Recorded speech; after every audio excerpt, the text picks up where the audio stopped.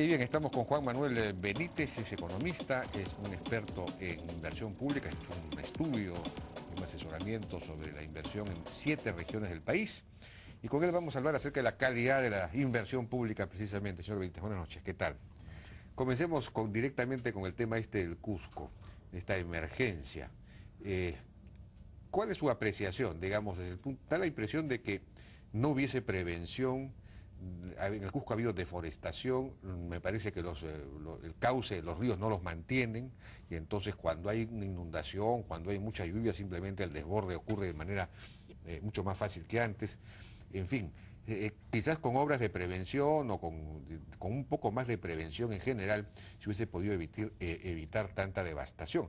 ¿Cuál es su opinión al respecto? No, sin duda estoy totalmente de acuerdo con esa afirmación. Yo diría que gran parte también de preservar la infraestructura, preservar los bienes de la población, está por el lado también de tener un plan de prevención que podría estar asociado también a un programa de inversiones. Anteriormente, yo recuerdo en el Ministerio de Agricultura había un programa PERPEC que se encargaba precisamente de tener encauzamiento de ríos. Teníamos un pool de maquinarias que hacía encauzamiento de los ríos, de alguna manera obras también de defensa ribereñas que permitía controlar este tipo de fenómenos. Con la descentralización, el pool de maquinaria fue transferido a muchas regiones, hoy día están dedicados a diferentes labores. No existe, creo yo, un plan debidamente integrado, ordenado, que permita hacer la labor de prevención que se hacía antes. Yo diría que la experiencia nos debe llevar a volver a ese tipo de esquemas de trabajo, ¿no? Y da la impresión de que tampoco existen protocolos, ¿no? Procedimientos, digamos, establecidos para enfrentar emergencias, distintos tipos de emergencias, como tienen las empresas, tienen sus protocolos cada vez que hay una emergencia, ¿no? Aquí, cuando hay una inundación o muchas lluvias en Machu Picchu, debería haber un protocolo de cómo operar y así sucesivamente, ¿no? Frente a las lluvias, por ejemplo, la rancha debe haberse multiplicado en La Papa. ¿Qué hacer inmediatamente? Hay que distribuir, pues, algo que combata a la rancha. Seguramente que no lo están haciendo, no tienen idea, ¿no? Sí, los protocolos digamos, ya de atender las emergencias no están funcionando, no existen, definitivamente. Es un país de emergencias. Exactamente, eso es lo que iba. O sea, este tema del fenómeno del niño es un tema cíclico, es un tema ya de alguna manera más o menos previsible. Yo diría que deberíamos estar organizados como para poder tener una respuesta rápida, ¿no? Eficiente. Es cierto que el fenómeno en Cusco es de una dimensión bastante grande y quizá a pesar de tener un plan de prevención habrían de todas maneras algunos temas ahí de impacto importante, pero podrían atenuarse, ¿no?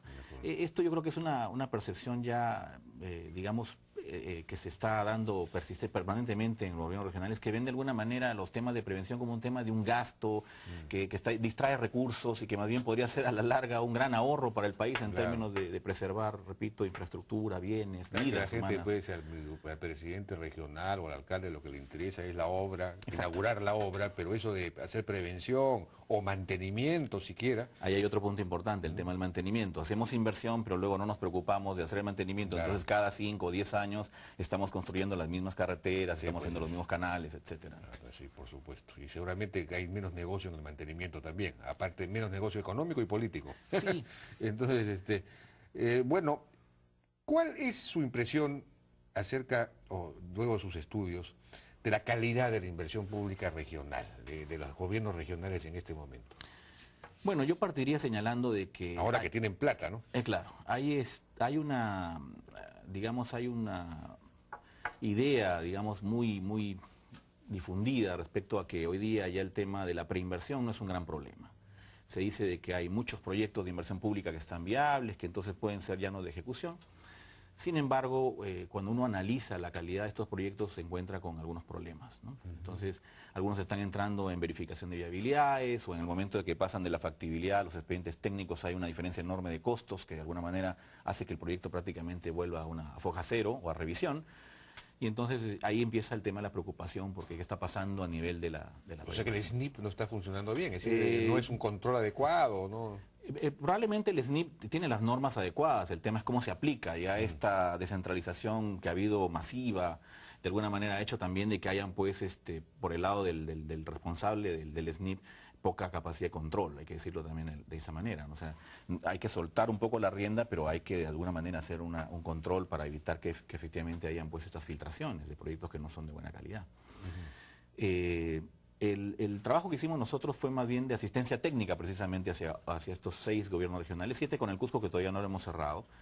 Y la intención fue un poco ayudarlos a que pudieran pasar las distintas etapas para lograr que proyectos de preinversión llegaran hacia la viabilidad y proyectos en ejecución avanzaran en ese tema.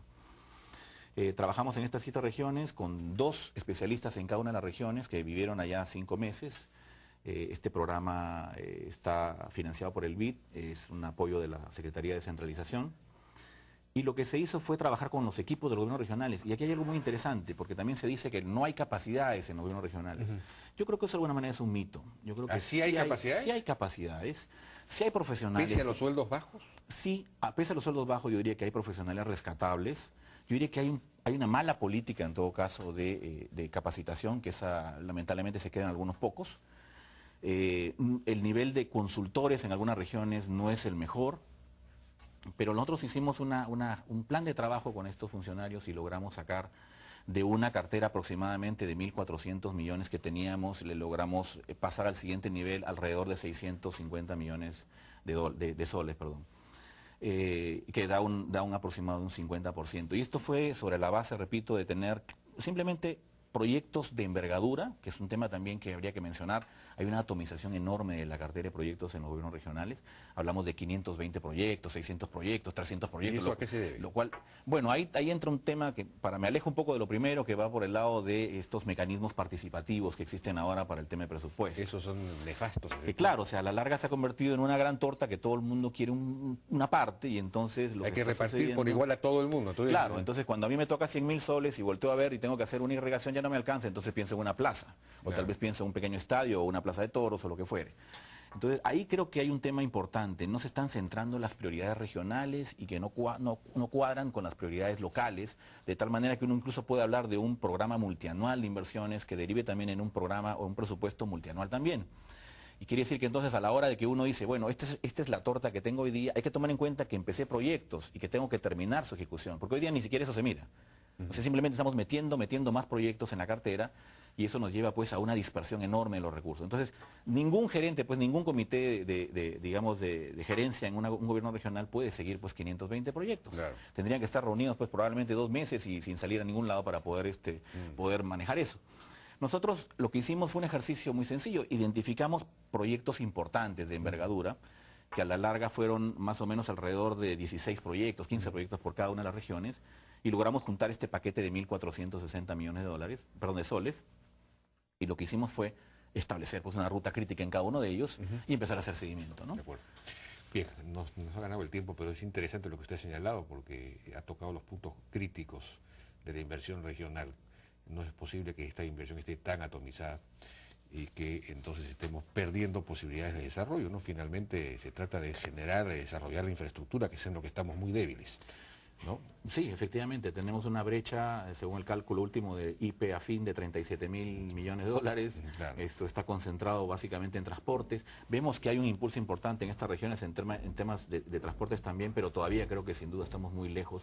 Y si queremos que en verdad la sierra rural, que es la más pobre, donde hemos estado concentrados además, se integre al mercado, sea competitiva y logre superar la pobreza, porque no hay otra receta que simplemente generación de ingresos, pues para eso tenemos que generar infraestructura de base que permita pues acceso a mercado real, ¿no? Bien, señor Juan Manuel Benítez, muchísimas gracias por su participación en La Hora INE.